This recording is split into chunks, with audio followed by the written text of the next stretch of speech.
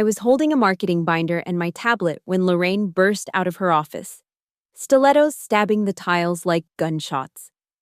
"Emma, where are my daughter's recital shoes?" Every head in the open office turned. I stared at her, stunned. "I'm your lead strategist, not your errand girl."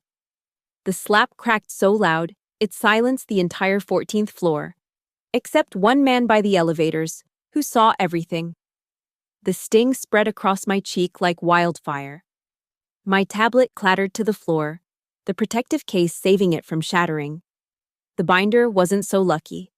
Papers fanned across the polished tiles, client presentations scattered like confetti. I stood frozen, my hand instinctively rising to my face where Lorraine's palm had left what I knew would be a perfect red imprint. Around me, the Bright Edge Strategies office had fallen into that particular kind of silence that feels like a physical weight. 20-something marketing professionals, account managers, and creative directors all stared, their expressions ranging from shock to that peculiar mix of horror and fascination that humans reserve for car accidents and public meltdowns. Lorraine Kessler, my boss and the marketing director who had hired me just 7 months ago, seemed momentarily stunned by her own action. Her perfectly manicured hand hung in the air between us for a fraction of a second before she composed herself, shoulders squaring beneath her tailored blazer. "Pick those up," she said coldly, gesturing to my scattered papers. "And when you're done, I expect you in my office to discuss your attitude problem." She turned on her heel, those lethal stilettos clicking a retreat across the open floor plan.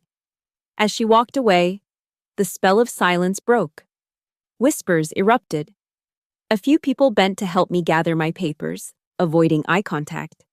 I wasn't looking at any of them. My gaze had locked with the elderly gentleman standing by the elevator bank, distinguished, silver-haired, with kind eyes that now reflected something between shock and determination. I didn't know his name yet, but I recognized him from company photos. One of Bright Edge's founders, semi-retired but still on the board. He gave me a small, almost imperceptible nod before stepping into the waiting elevator. I knelt to collect my papers, my mind racing. "My name is Emma Collins. I have a master's degree in marketing analytics. I'm the lead strategist for our biggest accounts. And I just got slapped across the face in front of an entire office because I refused to track down a pair of children's ballet shoes. How did I get here?" 7 months earlier, I'd walked into the same office for my final interview, brimming with excitement and ambition. At 32, I'd already built a solid reputation in digital marketing, but Bright Edge represented a step up. The Chicago-based brand consultancy worked with Fortune 500 clients and was known for its innovative campaigns and cutthroat competitiveness. Lorraine had conducted my final interview herself. "Your portfolio is impressive, Emma," she'd said, leafing through my case studies. "I particularly like your work on the Meridian Hotel's rebranding." "Thank you," I'd replied, trying not to sound too eager. That was a challenging project, but seeing the 43% increase in engagement metrics made it worthwhile. Lorraine had smiled, setting aside my portfolio. "You know what I like about you? You speak the language of results, not just creativity. Too many people in this industry think a pretty design or clever copy is enough. But you understand the bottom line." I'd nodded, feeling a rush of validation. Marketing without measurable outcomes is just expensive art. She'd laughed at that, genuinely. "I'm stealing that line.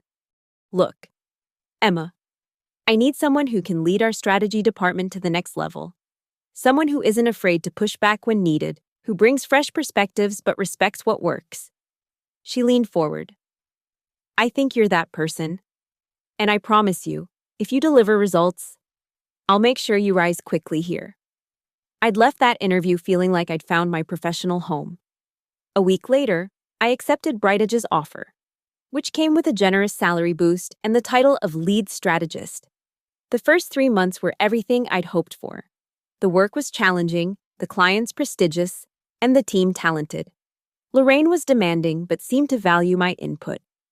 She invited me to client pitches, introduced me to the executive team, and even mentioned potential for advancement to a director position sooner rather than later. Then I landed the North Star Electronics account. North Star was the white whale Bright Edge had been chasing for years. A major consumer electronics company planning a complete brand overhaul for their 25th anniversary. My strategy presentation had clinched the deal. When I finished the pitch, their CMO had actually applauded. That evening, Lorraine had taken me to dinner at an exclusive restaurant overlooking the Chicago River. "You've impressed me, Emma," she said, raising her wine glass. "Not many people could have closed that deal." "Thank you," I'd replied, glowing with pride. The research team deserves credit too. Their consumer insights were crucial. "Always deflecting praise," Lorraine smiled, though something in her expression shifted slightly. "You should learn to own your victories. In this business, if you don't claim your wins, someone else will." I nodded, but something about her tone made me uneasy. Looking back, that dinner marked a subtle turning point. The very next day, Lorraine asked me to pick up her dry cleaning during my lunch break. "I have that strategy meeting with the creative team at noon," I'd reminded her. "Reschedule it," she'd said without looking up from her computer. "This is more important. I need these clothes for a dinner tonight." I'd complied, telling myself it was a one-time favor. It wasn't. Over the next few months, Lorraine's requests multiplied. Order catering for her dinner party. Research summer camps for her daughter. Wait at her condo for a furniture delivery. Book her vacation flights. Pick up a birthday gift for her husband. Each time I tried to establish boundaries, she'd remind me of her support, the North Star account, the promised promotion. "We're a team, Emma," she'd say. "This is how you prove you're a team player." Meanwhile, my actual work responsibilities grew. I was managing more accounts, staying later, working weekends. The promotion remained a carrot perpetually dangled just out of reach. A week before the slap, I'd finally worked up the courage to speak with Lorraine directly about the situation. I chose my moment carefully, after a successful client meeting where my strategy had been particularly well received. "Do you have a minute?" I asked, stepping into her office. "A quick one," she said, barely glancing up from her phone. "I wanted to discuss my role here." I took a deep breath. I'm handling 7 major accounts now, and I'm proud of the results we're seeing, but I'm concerned that the personal errands are taking time away from my core responsibilities. Lorraine set down her phone, her expression cooling. "Personal errands? Is that what you call being part of a team?" "I'm committed to the team," I said carefully. "But I'm here as a marketing strategist, not a personal assistant." "Is this about the promotion?" she asked. "Because frankly, Emma, I'm not seeing the level of commitment that position would require. I'm putting in 60-hour weeks on client work alone," I said, trying to keep my voice steady. "Everyone works hard here," she dismissed. "Director-level employees show dedication beyond the job description. They understand that making themselves indispensable means doing whatever is needed." Her tone hardened. "If you're not willing to do that, perhaps Bright Edge isn't the right fit for you after all." The threat was unmistakable. I retreated, telling myself to hang on, to look for another position quietly while continuing to excel at my actual job. Then came the day of the slap. Lorraine had texted me at 6:30 that morning about her daughter's dance recital shoes, claiming they might have been delivered to the office. By the time I arrived at work, I'd received 3 more increasingly frantic messages. I searched the mailroom and reception area, finding nothing. When I reported this to Lorraine, she insisted I call the delivery company, the dance studio, and even her husband to locate the missing shoes. "I need to finalize the North Star presentation," I explained. "It's due to the client by noon." "Emma," she'd said in that dangerously quiet voice, "my daughter's recital is tonight. Those shoes are custom dyed to match her costume. This takes priority." Something in me snapped. I'd spent months letting my boundaries erode, watching my self-respect dissolve one unreasonable request at a time. "I'll help you look after I submit the presentation," I said firmly. "The client deadline comes first." Lorraine's eyes had narrowed. "You work for me, Emma. I decide what comes first." I stood my ground. "I work for Bright Edge, and right now, $1 million client needs their deliverable." I turned to leave, to get back to my desk and finish the presentation.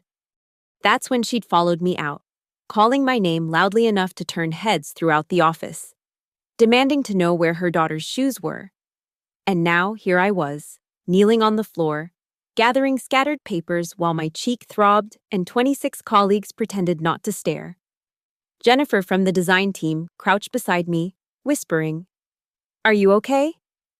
I nodded mechanically. "Fine." "That was completely out of line," she murmured, handing me a stack of recovered pages. "Thanks," I said, taking the papers. In that moment, humiliation burned hotter than the physical pain. 7 years of education, countless late nights building my career, all to be treated like a disobedient servant in front of my peers. I straightened my blazer, tucked the disheveled papers back into the binder, and walked to my desk with as much dignity as I could muster. Opening my laptop, I finished the North Star presentation and sent it to the client with 15 minutes to spare. Then I took a deep breath and headed toward Lorraine's office for what I expected would be either an awkward apology or more abuse. I never made it there. My phone rang, the internal line. "Emma Collins, this is Diane from HR. Can you come down to the 4th floor, please?" "Right away." My stomach dropped. Human resources already? This was either very good or very bad. I grabbed my phone and a small notebook, then headed for the stairs, avoiding the elevator and the possibility of running into colleagues who had witnessed my humiliation. Diane Matthews, the HR director, was a thin woman with a perpetual expression of mild concern. She motioned me to a chair across from her desk. "Emma, thank you for coming down so promptly," she began. "We've had a concerning report about an incident on the 14th floor this morning." I nodded, my hand unconsciously rising to my cheek, which still bore the faint outline of Lorraine's hand. "Can you tell me what happened?" Diane asked, opening a folder on her desk. I recounted the events exactly as they had occurred, keeping my voice as steady and professional as possible. Diane took notes, her expression revealing nothing. "So you're alleging that Lorraine Kessler physically struck you in the open office area?" "I'm not alleging anything," I said firmly. "I'm stating a fact that was witnessed by at least 20 people. Lorraine slapped me across the face because I prioritized client work over finding her daughter's shoes." Diane's lips pressed into a thin line. "That's quite an accusation." "Emma." Something in her tone made my skin prickle. "It's not an accusation, it's what happened." "Well," Diane said, closing her folder, "I should inform you that Ms. Kessler has also filed a report. According to her, you became aggressive and insubordinate when asked to complete a work assignment. She says you raised your voice and made threatening gestures, and that any physical contact was defensive on her part." I stared in disbelief. "That's completely false. I never raised my voice or made any threatening moves. She slapped me for refusing to neglect client work to run a personal errand." "She characterizes it differently," Diane said. "She states that locating materials for the Kessler account was a legitimate work task that you refused to complete." "The Kessler account?" I repeated. "There is no Kessler account. She wanted me to find her daughter's dance shoes." Diane consulted her notes. "According to Ms. Kessler, you've demonstrated ongoing attitude problems and resistance to direction. She's documented several instances of insubordination over the past months." The realization hit me like a second slap. Lorraine had been building a case against me. Every time I'd pushed back against her personal demands, she'd likely been documenting it as insubordination. And now she was using her position and seniority to flip the narrative completely. "This is absurd," I said, fighting to keep my voice level. "Lorraine has been using me as a personal assistant for months. I've been doing her shopping, organizing her social calendar, running errands for her family, all while managing a full client load. When I finally stood up for myself, she assaulted me in front of the entire office." Diane's expression remained neutral. "We take all allegations seriously. Emma, this will require a full investigation. In the meantime, we think it's best if you work from home." "I'm being sent home? What about Lorraine?" "Ms. Kessler is a director with 15 years at this company. Her account of events differs significantly from yours. Until we complete our investigation, this is the appropriate step. I felt a chill settle over me. You're choosing sides before even speaking to witnesses. These? We're not choosing sides, Diane said, though her tone suggested otherwise. We're following procedure. Please gather your essential belongings and work remotely until further notice. You'll have limited system access, enough to continue your client work, but internal communications will be restricted. I stood, suddenly understanding how the game was played. Will you be interviewing the witnesses? We'll conduct a thorough investigation, Diane replied vaguely. As I turned to leave, she added, Emma, I would advise you to consider your position carefully. Making unfounded accusations against a senior executive can have career implications. The threat couldn't have been clearer if she'd written it out. I was being warned to back down, to accept whatever narrative Lorraine constructed. My word against hers, my career against hers. And in Diane's eyes, it wasn't even a contest. I collected my laptop, phone, and a few personal items from my desk. Aware of the sideways glances from colleagues. No one approached me directly, whether out of embarrassment or fear of association. I couldn't tell. As I waited for the elevator, Jennifer from design slipped me a folded note. This isn't right.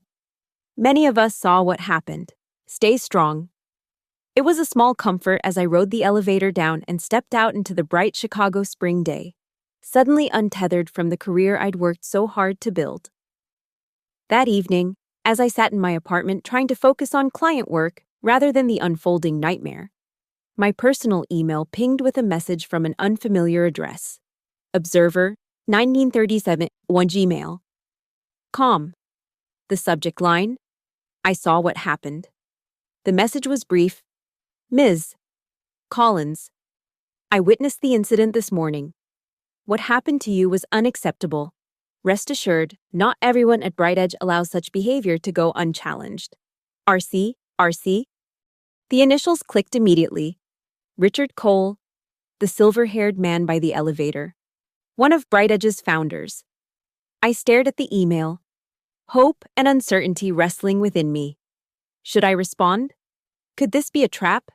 Some test of loyalty set by Lorraine or HR? But why would Richard Cole, a founding partner, bother with such games?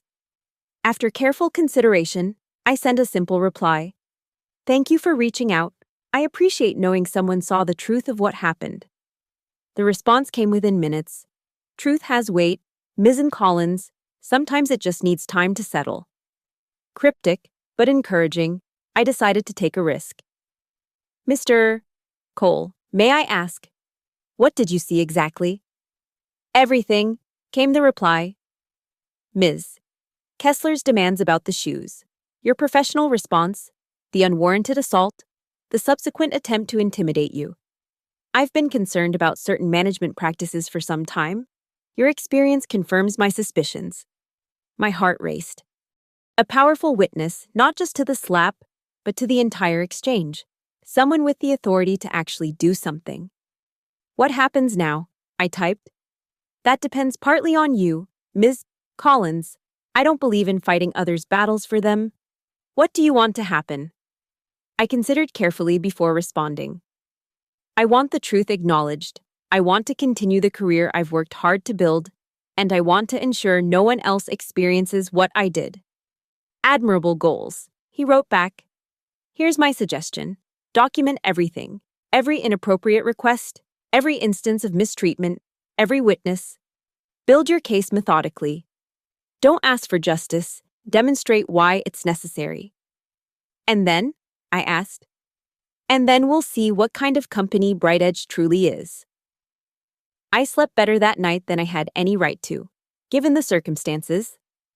The next morning, I began my documentation project in earnest. I created a spreadsheet tracking every personal errand Lorraine had assigned me, with dates, times, and details. I reviewed my sent emails, text messages, and calendar for supporting evidence. I made notes about potential witnesses to specific incidents. The pattern, laid out in clinical detail, was damning. What had felt like isolated impositions revealed themselves as a systematic campaign of power abuse. Lorraine hadn't just occasionally crossed professional boundaries. She'd obliterated them, consistently using her authority to extract personal services while simultaneously increasing my workload and dangling promotions that never materialized. On the third day of my forced work-from-home period, Diane from HR called. "Emma, we've been conducting our investigation," she began, her tone professionally detached.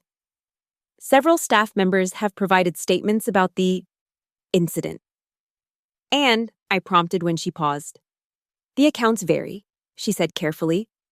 "Some support aspects of your version of events, while others align more with Ms. Kessler's perspective." I bit back a sarcastic response. "Have you spoken with Richard Cole?"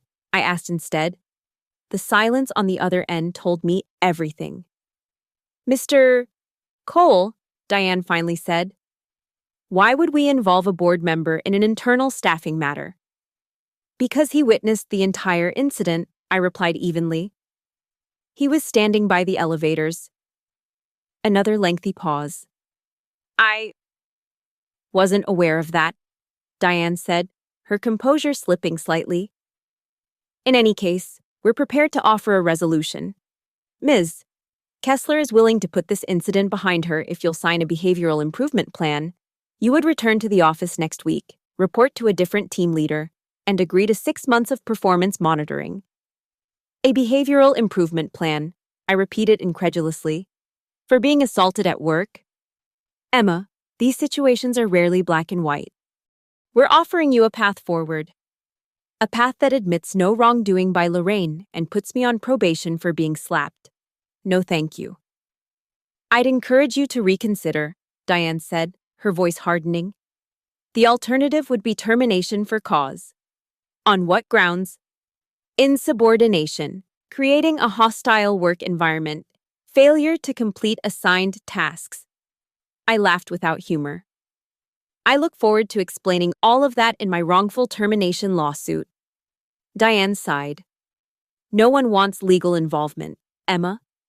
Think about your career, your reputation in the industry." "I am thinking about my career," I said, "and about the careers of everyone else who might find themselves in my position.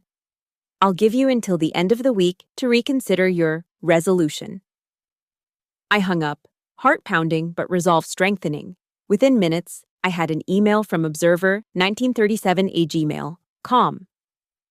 "Well handled. Would you be available for coffee tomorrow?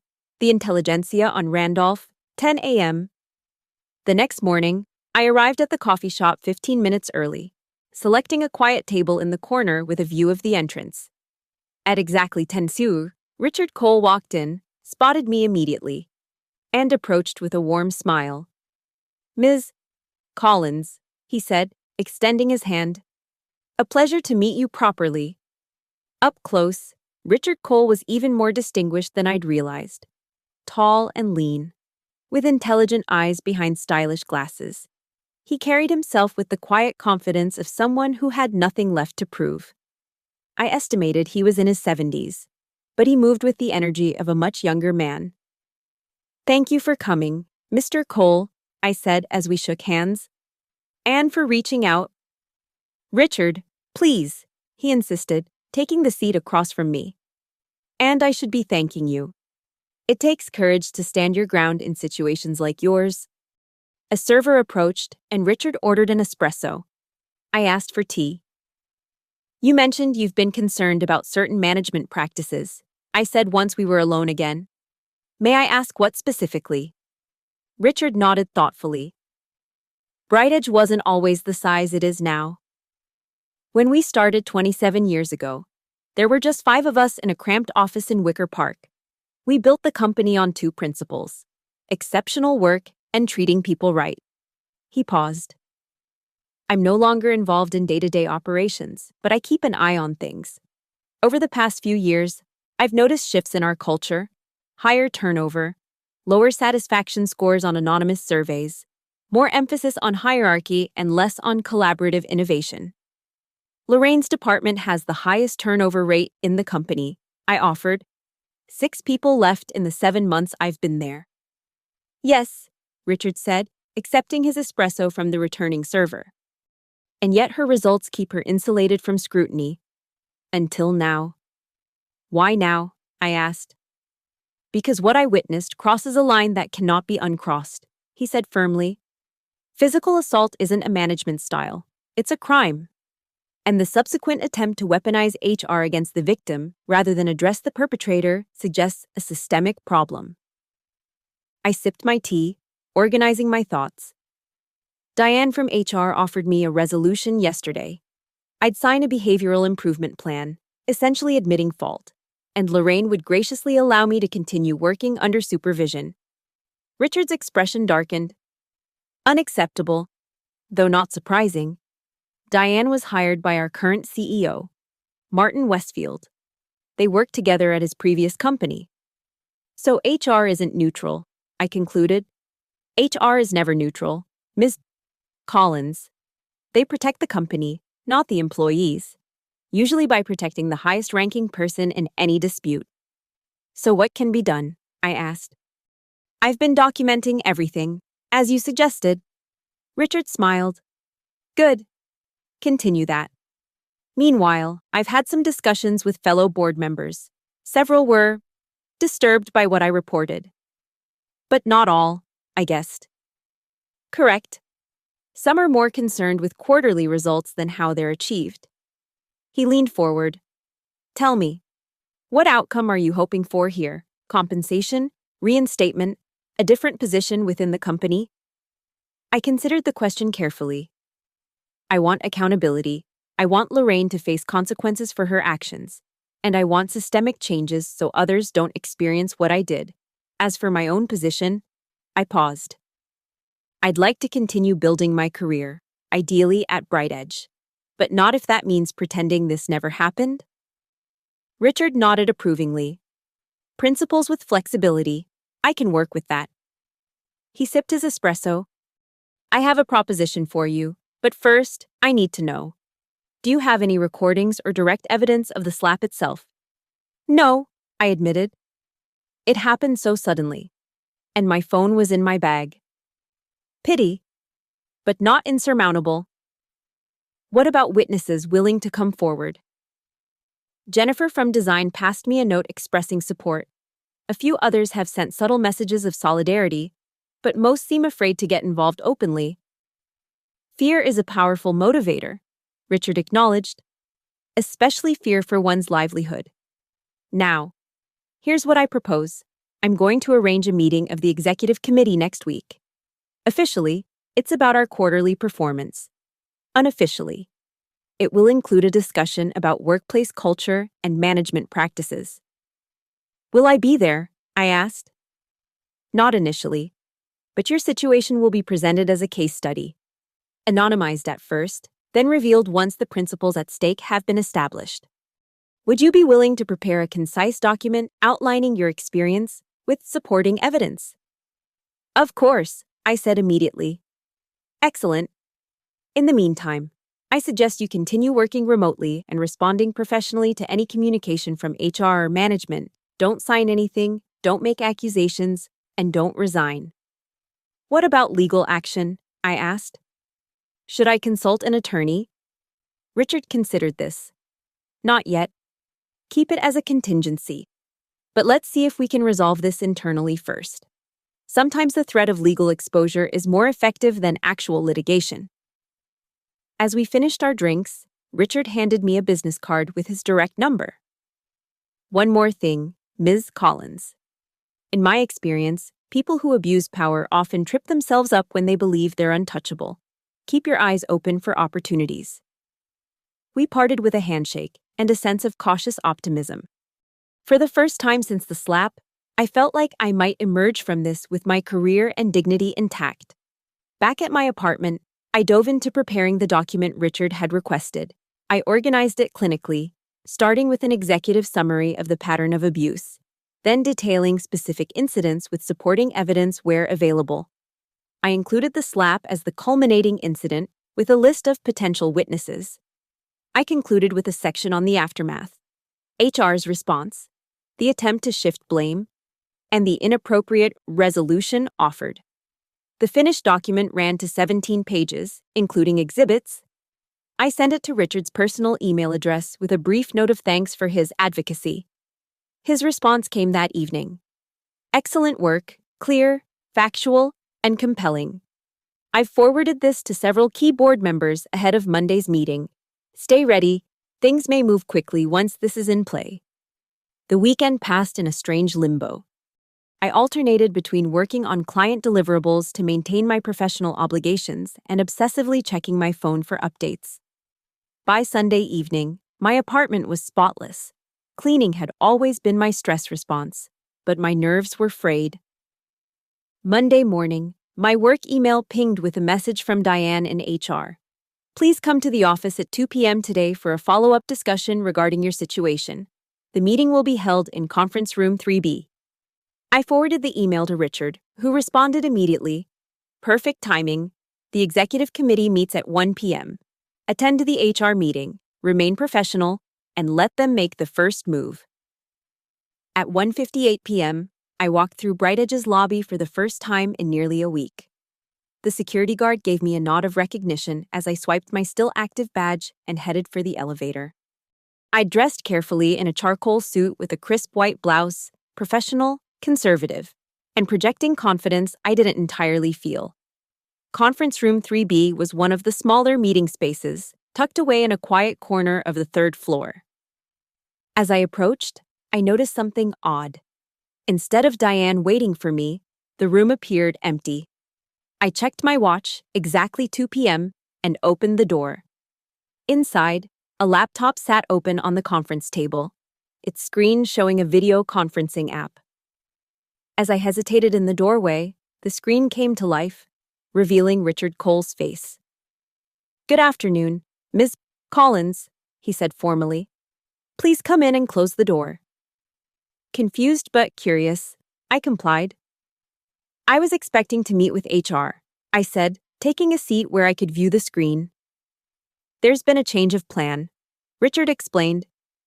"The executive committee meeting ran longer than anticipated. Diane and several others are still in that discussion. I suggested this alternative arrangement to avoid keeping you waiting." I nodded, still uncertain where this was heading. "Before we continue," Richard said, "I should inform you that this conversation is being recorded, with my knowledge and consent. Is that acceptable to you?" "Yes," I replied, my pulse quickening. Something significant was happening. "Excellent. Now, Ms. Collins, I want to revisit the events of last Tuesday morning. Could you describe once more, for the record, what transpired between you and Lorraine Kessler?" I recounted the incident again, from the early morning texts about the dance shoes through to the slap and its immediate aftermath. Richard listened without interruption, occasionally nodding. "Thank you," he said when I finished. "Now, I'd like to share something with you." He reached forward, apparently pressing a button on his end, and the video feed split to show a second window. "This is a recording from the security camera in the elevator lobby on your floor.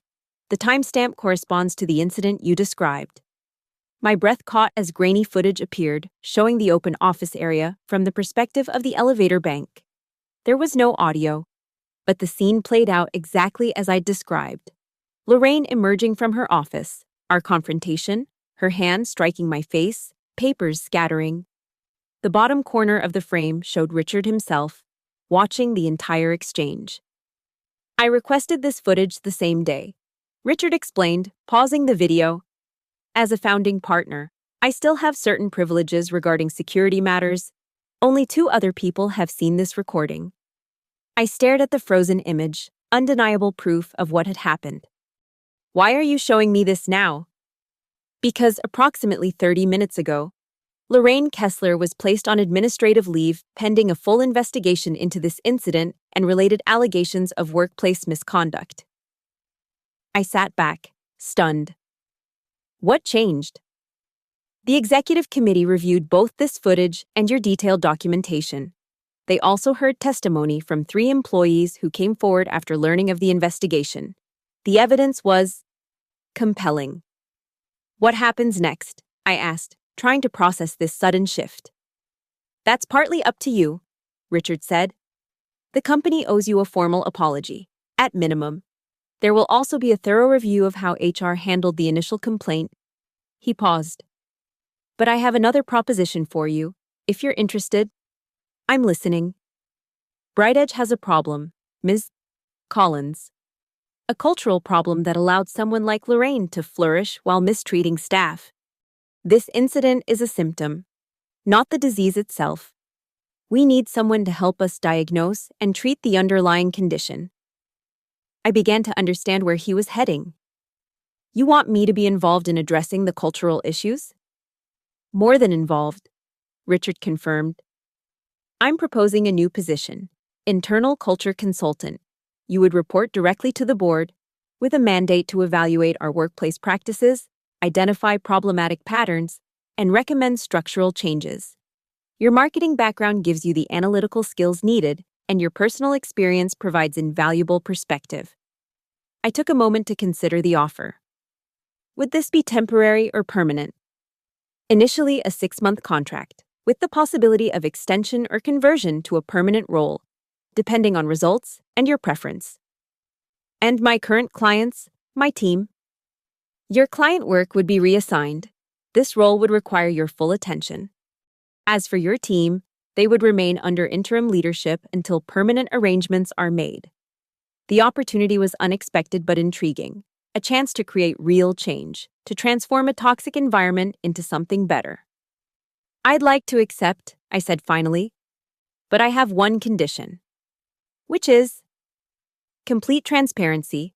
If I find problems, I need to be able to address them honestly, even if they implicate senior leaders or long-standing practices. Richard smiled. I would expect nothing less. In fact, I'm counting on it.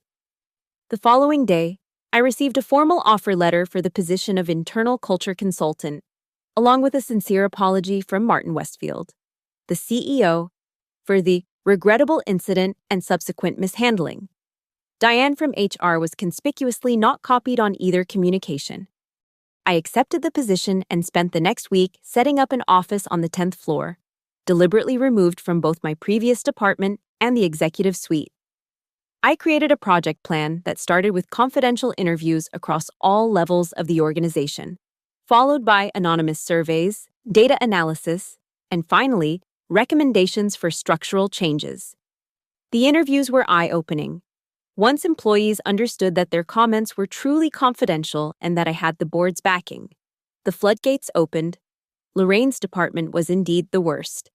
But problematic behavior existed throughout the company. Junior staff worked unpaid overtime as a matter of course. Favorites were promoted while more qualified candidates were overlooked. Credit was routinely stolen by managers. Complaints disappeared into HR without resolution. One junior copywriter, her voice shaking, told me Lorraine had once referred to me as her credentialed slave in a department meeting. She said having an Ivy League strategist doing her personal shopping was the best perk of her job. I maintained my professional composure during these sessions, but each new revelation fueled my determination to create meaningful change. This wasn't just about my experience anymore. It was about dismantling a system that enabled abuse while punishing those who challenged it. 3 weeks into my investigation, I received an unexpected visitor.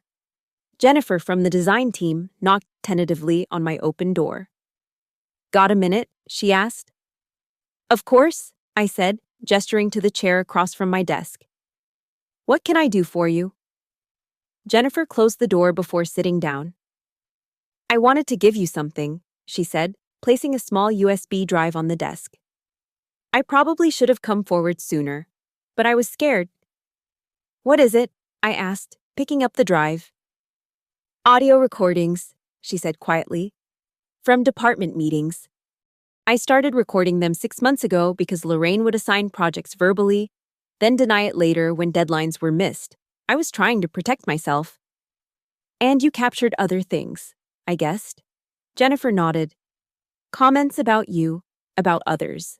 The way she spoke when higher-ups weren't around. She hesitated. including some conversations about how she was building a case against you after you started pushing back. I felt a chill. She planned this. For weeks, Jennifer confirmed. After you landed North Star, something changed. She started complaining about your attitude whenever you weren't in the room, claimed you were getting too big for your position, that you needed to be reminded of your place. I inserted the USB drive into my laptop and opened the first audio file. Lorraine's voice filled the room. Emma thinks landing one account makes her indispensable. She needs to understand that in this business, you're only as good as your willingness to do whatever it takes. If she wants to play hardball, I'll show her what that really means. Jennifer watched my face as I listened. There's more. Much more. I spent that evening reviewing all the recordings, making careful notes of each damning statement. The picture that emerged was worse than I'd imagined. Lorraine hadn't just abused her power impulsively, she'd strategically created a narrative to undermine me the moment I began asserting professional boundaries. The next morning, I requested a meeting with Richard and 2 other board members. I presented the recordings along with a preliminary summary of my findings across the organization. This isn't isolated, I explained. Lorraine's behavior is an extreme example of patterns that exist throughout Bright Edge. The data shows concerning trends: high turnover in specific departments, productivity declines despite longer working hours, deteriorating client satisfaction scores. I displayed a chart showing the correlation between management complaints and departmental performance. When employees feel respected and heard, their work improves. When they're abused or exploited, quality suffers, regardless of how many hours they put in. Richard nodded gravely. What do you recommend? We need a 3-phase approach, I said, advancing to my next slide. First, immediate accountability for the most egregious offenders. Second, revised policies with real enforcement mechanisms. Third, structural changes to how we evaluate and promote leadership. All reasonable, one of the other board members said. But what about Lorraine specifically? These recordings, combined with the security footage, they constitute grounds for termination, I finished. But that's not my decision to make. Richard leaned forward. No, but your recommendation carries weight. What would you suggest? I considered carefully. I believe in consequences, not retribution. Lorraine should be terminated, but with standard severance. Making an example of her is less important than fixing the system that enabled her behavior. The board members exchanged glances. Well put, Richard said. We'll convene a formal hearing next week. Lorraine will have an opportunity to respond to these allegations, but given the evidence, the hearing was set for the following Tuesday. I spent the intervening days finalizing my report and preparing my testimony. Part of me dreaded facing Lorraine again, but a stronger part welcomed the chance to confront her with the truth, backed by irrefutable evidence. The hearing took place in the main boardroom, with the full executive committee present. Lorraine arrived with a personal attorney, her expression a mask of indignation that faltered when she saw me seated at the table. Martin Westfield, the CEO, opened the proceedings. We're here to address serious allegations of workplace misconduct. Ms. Kessler, you'll have the opportunity to respond after we review the evidence. What followed was a methodical presentation of the case against Lorraine, the security footage, the audio recordings, testimony from staff members who had finally found the courage to speak up, documentation of the personal errands disguised as work assignments, the pattern of retaliation against those who refused her demands. Throughout the presentation, Lorraine's composure gradually crumbled.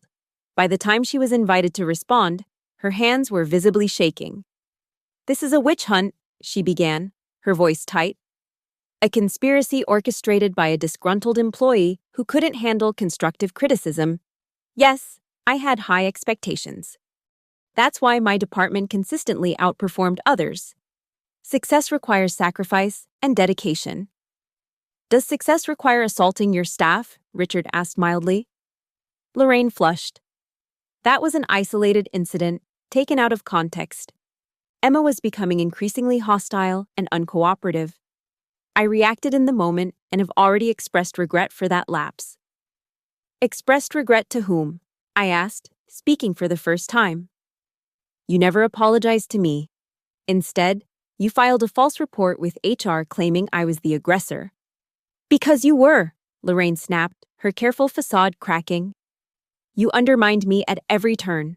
I gave you opportunities others would kill for. And you repaid me with ingratitude and resistance. Opportunities like picking up your dry cleaning, walking your dog, booking your vacation.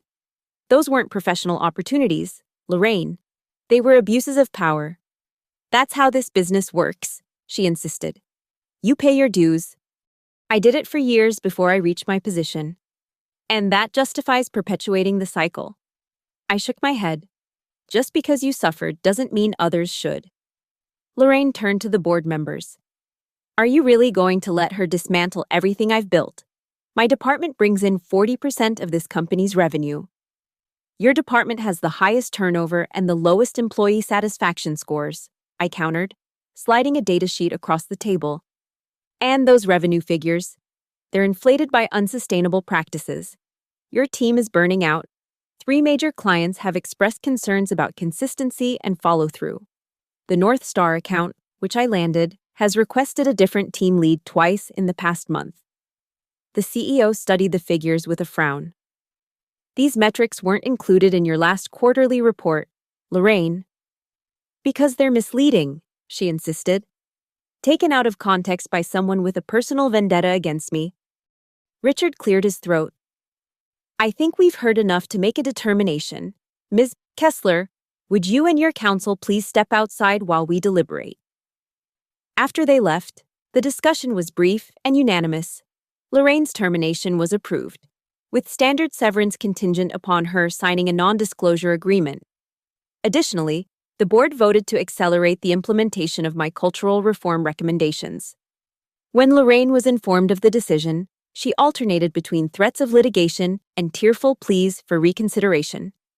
In the end, faced with the overwhelming evidence against her, she accepted the severance package and departed that same afternoon, escorted by security. I watched from my 10th floor window as she exited the building, designer handbag clutched like a shield. I felt no satisfaction, only a quiet certainty that justice had been served, not just for me, but for everyone who had suffered under her leadership. The real work began the following day. With the board's full support, I launched a comprehensive cultural overhaul. We established clear guidelines for appropriate management behavior. We created anonymous reporting channels that bypass traditional HR structures. We revised performance metrics to value not just results, but how they were achieved. Most importantly, we instituted a 360-degree review process where leaders were evaluated by those they managed, not just by their superiors. Promotions became contingent on demonstrating positive leadership qualities, not just hitting financial targets. The changes weren't universally embraced. Several longtime managers resigned rather than adapt to the new expectations. Others complained about coddling employees or workplace politics.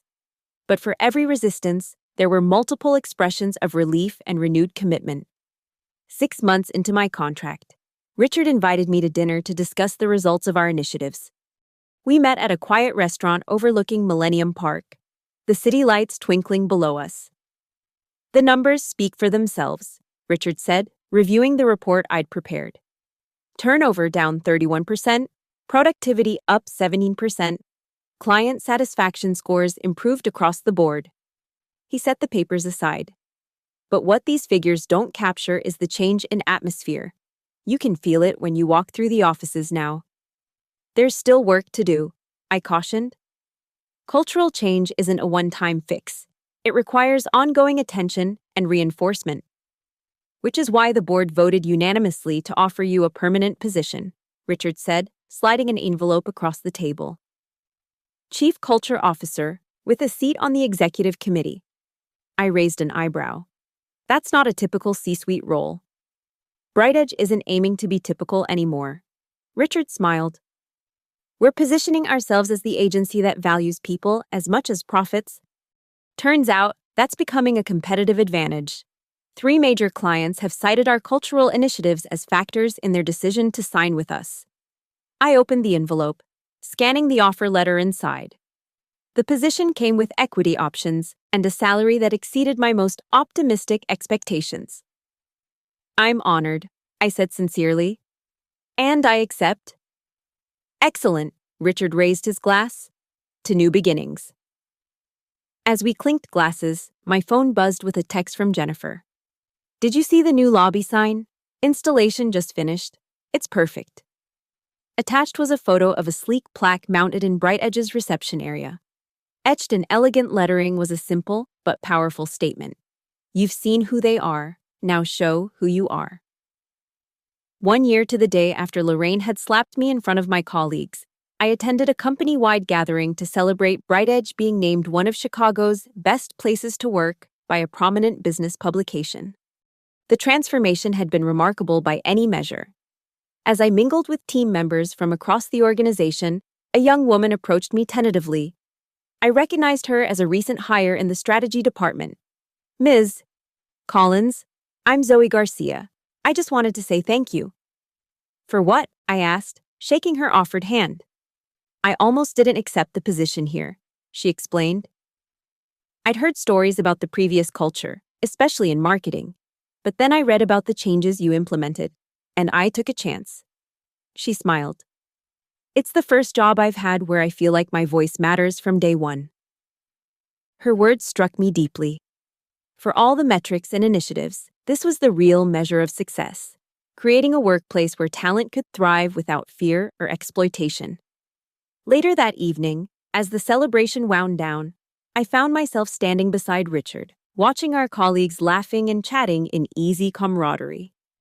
What are you thinking? He asked. I considered the question. I'm thinking about power, I said finally. How easily it corrupts when unchecked, and how much good it can do when used responsibly. Richard nodded thoughtfully. You know, when I saw Lorraine slap you that day, my first instinct was to intervene immediately, throw my authority around, demand her termination on the spot. Why didn't you? Because that would have addressed the symptom, not the disease. It would have removed one problematic leader without changing the environment that produced her. He smiled. And it would have deprived you of the opportunity to transform this company far more effectively than I ever could. You took a risk, I pointed out. I could have simply sued and walked away. I didn't think you would, Richard said. From the moment you said, I'm your lead strategist, not your errand girl, I knew you were someone who believed in standing your ground rather than just abandoning the field. As the last of our colleagues departed, I paused in front of the lobby plaque, reading those words again. You've seen who they are, now show who you are. In that moment of reflection, I realized something profound. The worst day of my professional life had become the catalyst for my greatest achievement, not because of what had been done to me, but because of how I had chosen to respond. I had refused to be diminished by abuse, I had insisted on accountability without seeking revenge, and most importantly, I had used my experience to create positive change that extended far beyond my own circumstances. The next morning, I arrived at the office early, settling into my spacious corner office with its view of the Chicago skyline. On my desk sat a small wrapped package, Richard's distinctive handwriting on the card, for the woman who turned a slap into a revolution. Inside was a beautiful fountain pen, engraved with a single word, Catalyst. I smiled, placing it carefully beside my keyboard. Then I opened my laptop and began drafting plans for the next phase of our cultural evolution. There was still work to do, barriers to break, minds to change. But now I approached each challenge with the unshakable confidence of someone who had discovered her true purpose. My name is Emma Collins. I'm the Chief Culture Officer at Bright Edge Strategies. And I'm proof that sometimes standing your ground can not only save your career, it can transform an entire organization. In the world of corporate power dynamics, I had learned the most valuable lesson of all. True leadership isn't about controlling others, it's about empowering them. It isn't measured by authority, but by impact. And sometimes, the most profound impact begins with a single moment of courage, the moment you decide that enough is enough. and that what happens next will be determined not by those who abuse power, but by those brave enough to challenge it.